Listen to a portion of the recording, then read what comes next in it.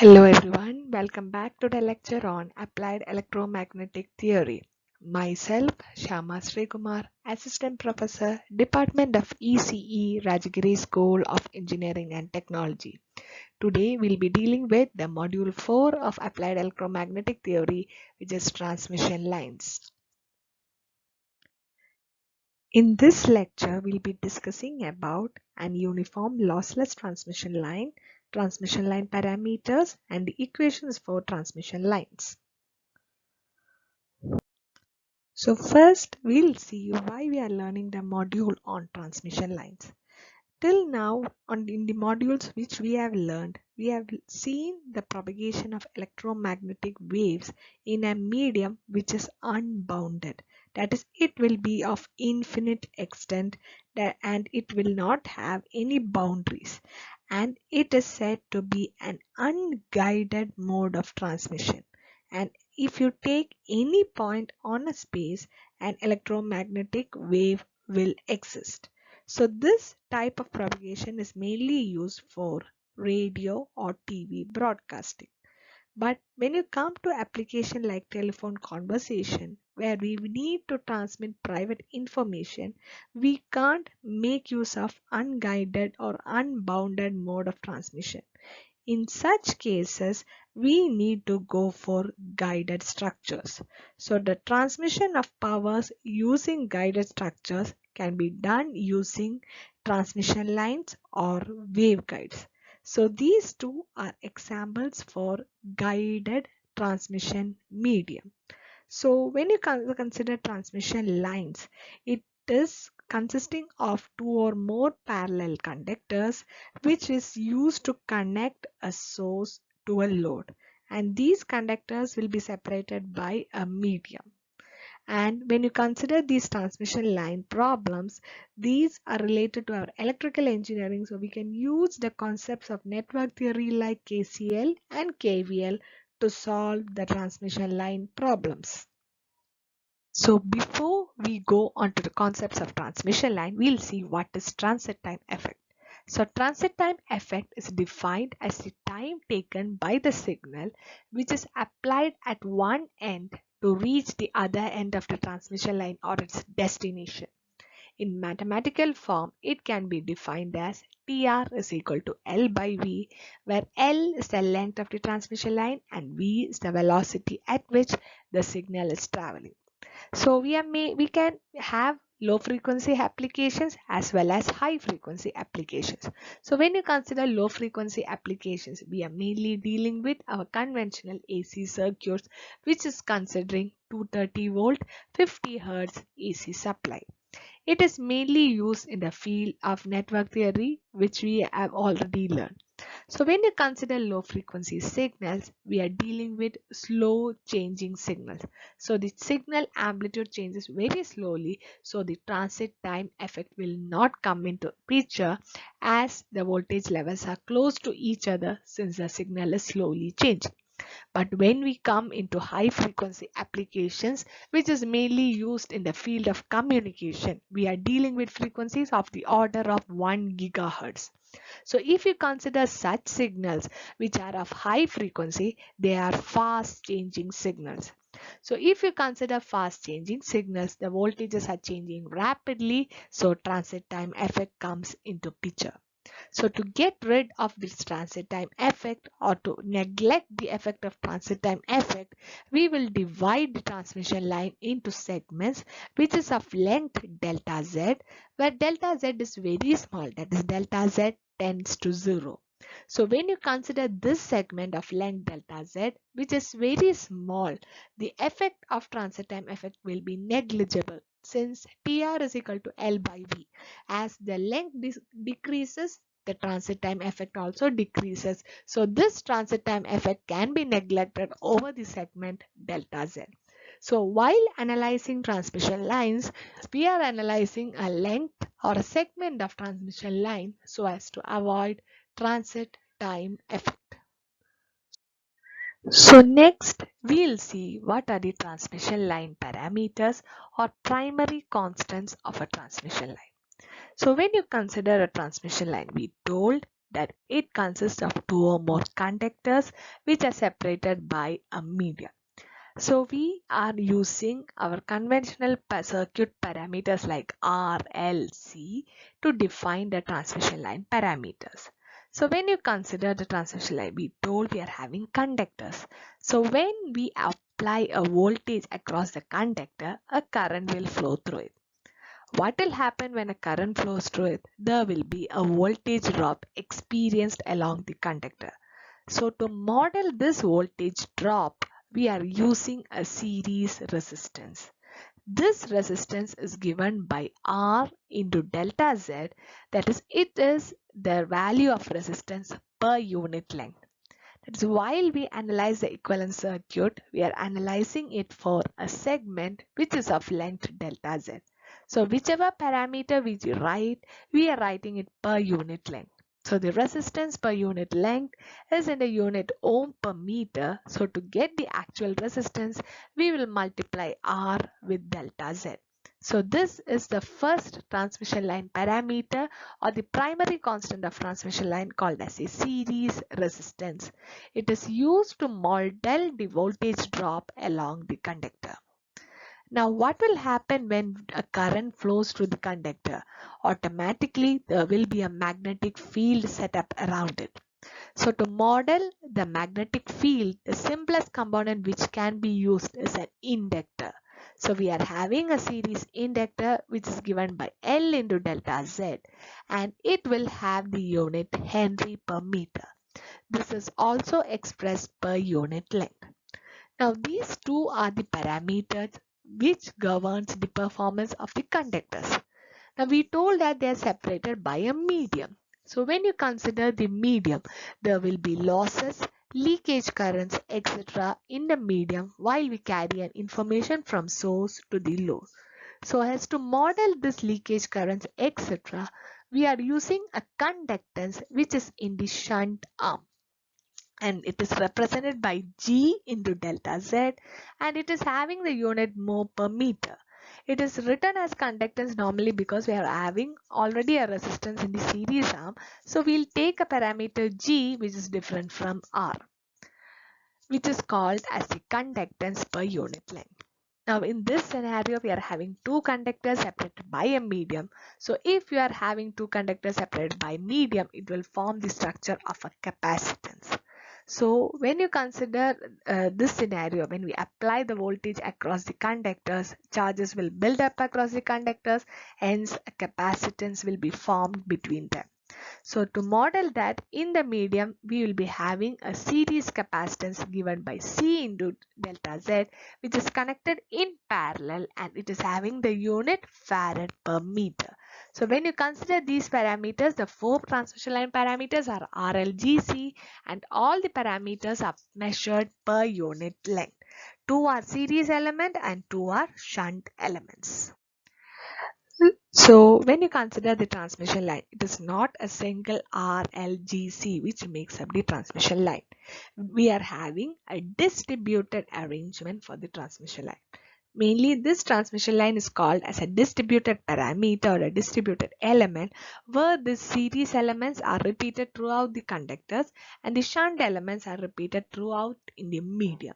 So this RLGC will be distributed across the entire transmission line of length L, where R and L forms the series element and G and C forms the shunt element. So this transmission line is called as a distributed element because we are having this RLGC repeating across the entire length of the transmission line. So I told now that transmission line is a distributed element. So we'll see what is the difference between a lumped and a distributed element. So when you consider the main difference, when you consider lumped elements, the elements will be concentrated about a single point. But distributed elements, these are distributed across the entire circuit. Second difference between them is that lumped elements are mainly used for low frequency applications and distributed elements are used for high frequency communication application, mainly in microwave frequencies. And when you consider lumped elements, we can separate them. That is, when you go to the lab, you can get resistor, capacitor, etc. Those are examples for lumped elements where we can separate the different components. But when you consider the distributed elements, these elements which are present within them can't be separated. And when we find the lumped elements, when we write the voltage or current distribution, etc., or the values, they will depend only on time. Whereas when you consider distributed elements, we wrote it into delta Z. That is, it is dependent on the position or the length of the line as well as time. So distributed elements depends on time and space.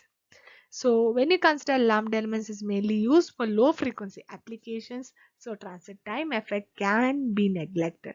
But when you consider distributed elements, these can't be neglected because there will be a time delay when we transmit a signal from one point to another. And the example for lumped elements are our conventional resistor, inductor and capacitor, and the examples for distributed elements are the transmission lines. So that is why this transmission line is called as a distributed element, since the network element values depends on space as well as time, and we can't separate the elements within them. So we'll just see what are the points more we should note about transmission line. So I told that when you consider the parameters RLGC, these are neither discrete nor lumped. That is, they are distributed across the entire line of the transmission line.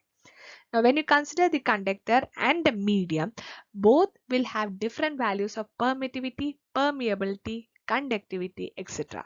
That is, this conductor and the medium is having separate values. Conductor will have sigma c, mu c, epsilon c, whereas the medium will have some other sigma, mu, epsilon. And when you consider the conductance and resistance, usually the relation between conductance and resistance is G equal to 1 by R. But in this scenario, this conductance and resistance does not have any relation, that is G is not equal to 1 by R, since G is the property of the medium and R is the property of the conductor. So there is no relation which connects the G and R of the transmission line equivalent circuit. And when you consider each transmission line, there is a link or the equation which connects LC and G by C. LC will be equal to mu into epsilon and G by C will be equal to sigma by epsilon for any transmission line which we consider. Now, how an electromagnetic wave goes through a transmission line. So why we are learning this transmission line while learning electromagnetic theory? It's because the signal or the wave which is propagating through the transmission line is an electromagnetic wave. So when you consider a transmission line, it is made up of two coaxial cable structures which is made up of an inner conductor and an outer conductor. So when you connect a voltage supply to the inner conductor, it is made positive and the outer conductor is made as a negative. So we are connecting a coaxial cable from the generator to one end and the other end is connected to load. So to apply the voltage, we are closing the switch S. So when you close the switch S, the inner conductor becomes positive and the outer conductor becomes negative. So if we are having positive and negative charge conductors, we will have an electric field which is directed from positive to negative. That is, it will be directed radially outward. So this figure represents the cross-sectional view where this is the inner conductor and this is the outer conductor. So the electric field lines directs from the inner conductor to the outer conductor. So that is, it is radially outward. Now what is happening when you consider the inner conductor? A current is flowing through the inner conductor, which will set up a magnetic field around it. So when you consider this cross-sectional view, the current is going into the plane, so due to which we will have a magnetic field intensity in the clockwise direction. So these arrows represent the direction of magnetic field intensity, which is in the radial or the angular direction along the cylinder. So we are having an electric field and a magnetic field. So according to Poynting theorem, you know P equal to E cross H. So we will have an electromagnetic wave which is propagating along the Z direction, that is into the plane, that is it will be flowing through the inner conductor. So this proves that when you close the switch, a disturbance is established and this appears as a transverse electromagnetic wave along the transmission line. So it is called as transverse electromagnetic wave because electric field and magnetic field are mutually perpendicular to the direction of propagation. So next we'll derive the transmission line equations. So to derive the transmission line equation, we are taking the equivalent circuit for length delta z. So the four elements are R delta z, L delta z, G delta z and C delta z. So this is the position z. So when it travels a distance delta z, so this point is z plus delta z. So when you consider this end will be going to the generator. So this is going to the generator and the voltage at this point is V of ZT, current is I of ZT. When it travels a distance of delta Z, the current is I of Z plus delta ZT and voltage is Z plus delta ZT, and this end will get connected to the load. So this is a segment of just length delta Z of a two-conductor transmission line. So this is called as an L-type equivalent circuit since it takes the shape of an inverted L. And we'll assume that our electromagnetic wave is going in the positive Z direction, that is, it's moving from the generator to the load. So we are going to consider this scenario and we are going to derive the relation between the voltage and current in the transmission line. Between the voltages, we are going to apply KVL to this outer loop of the circuit. So when we apply KVL, we'll start from this. So we are having a voltage Vz. So this voltage will be equal to I into R. When you consider an inductor, this is L di by dt. So it is L delta Z dou I by dou t. We are using dou by dou t since current is dependent on Z as well as t. Plus the voltage drop across along this arm is plus V of Z plus delta ZT. So we'll take the voltage terms on one side and the current terms on other side. So this expression changes to this form. We are having the voltage on LHS and current on RHS. Now we are moving that delta Z onto LHS. So we'll get an expression of this form which is equal to Ri plus L dou I by dou t. Now we are applying the limit, that is delta Z is very small. We told to our transfer time effect, this delta Z is very small. So we are applying the limit delta Z tends to 0 on either side of this equation. So when you apply delta Z tends to 0, what will happen is that this equation reduces to the equation for the differentiation operator. So we know that when you consider dou f by dou x, in general, derivative of a function is given as limit delta x tends to 0, f of x plus delta x minus f of x by delta x. Now here instead of f, we are having voltage. So we will have minus dou v by dou z is equal to Ri plus L dou I by dou t. Here we don't have any term with respect to delta Z, so we can just apply the same equation as it is, that is it's Ri plus L dou I by dou t. Mark this as equation number 1. We will apply the Kirchhoff's current law to derive the relation between the currents. So here we are having only a single node. So if you apply KCL at this node, the total current entering will be equal to the total current leaving. So the total current which is entering the node is given by I of Z comma t, and the total current leaving this node is I of Z plus delta I. So this delta I is the current which is flowing through the shunt arm. So this is the equation corresponding to KCL. Now we'll split this delta I, that is this delta I is going through two arms, one is through the conductor and one is through the capacitor. So when you consider a conductor, the current through the conductor is given as voltage into conductance since I equal to V by R. When you consider a capacitor, we know that the current through the capacitor is given by C dV by dt. So when you apply to this equation, we'll split this delta I into G delta Z into the voltage across it. So when you consider this arm, the voltage across this is V of Z plus delta Z comma T. When you consider the capacitor, it is C dou V by dou T. Similarly, we'll take all the current terms onto LHS and all the voltage terms onto RHS. So this expression changes to this form. Again, we'll be applying limit delta Z tends to 0 on both LHS and RHS. So when you apply the limit, this reduces to the order of differentiation of current with respect to Z, and here wherever delta Z is present, we'll put the limit as 0. So this reduces to minus dou I by dou Z is equal to GV plus C dou V by dou T. Since we applied a limit delta Z tends to 0, this term reduces to V of Z comma T. So this is the expression which relays current and voltage in terms of the shunt elements G and C. Mark it as equation number 2. We are assuming that we are having voltage and current as time harmonic functions. So when you consider time harmonic function, we'll applying as e raised to j omega t. So our voltage in terms of z comma t is real part of vs of z e raised to j omega t. Current will become is of z e raised to j omega t, where vs of z and is of z are called as the phasor forms of the voltage and current, that is we got by removing the factor e raised to j omega t. Now what we are going to do is that we are going to apply this to equation 1 and 2.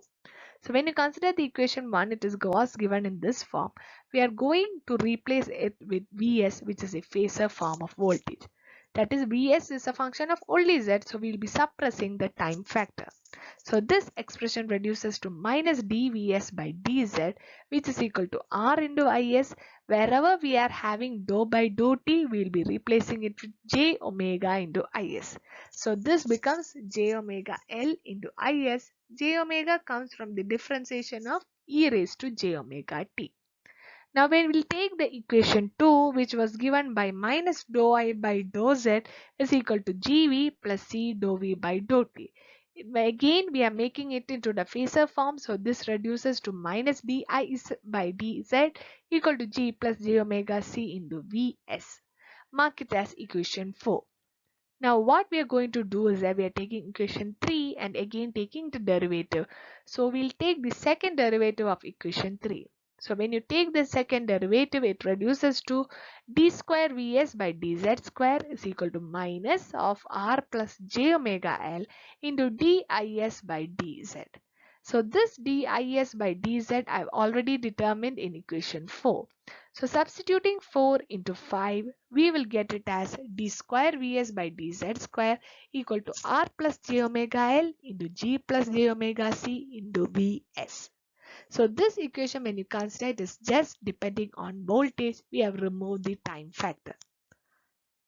Then it is, when you consider this equation, it is d square vs by dz square equal to r plus j omega l into g plus j omega c into vs. So this is replaced by a constant which is gamma square. So the equation reduces to d square vs by dz square minus gamma square vs is equal to 0. Mark this as equation number 6. So when you consider gamma square, it is given as r plus j omega l into g plus j omega c. And this is called as the propagation constant gamma, which we will see later. Now, when you consider the equation 4, if you take the second derivative, you'll get an expression in terms of current, which is given by d square is by dz square equal to minus of g plus j omega c into dvs by dz. So this dvs by dz, we'll get it from equation 3. When you substitute again, you will get it in terms of r plus j omega l into g plus j omega c into is. So the expression reduces to d square is by dz square minus gamma square is equal to 0. So when you consider equations 6 and 8, these are called as the transmission line equation, which are in terms of voltage and current. These are second order differential equation which will connect voltage and current with a constant gamma square. So we'll see what is gamma square now.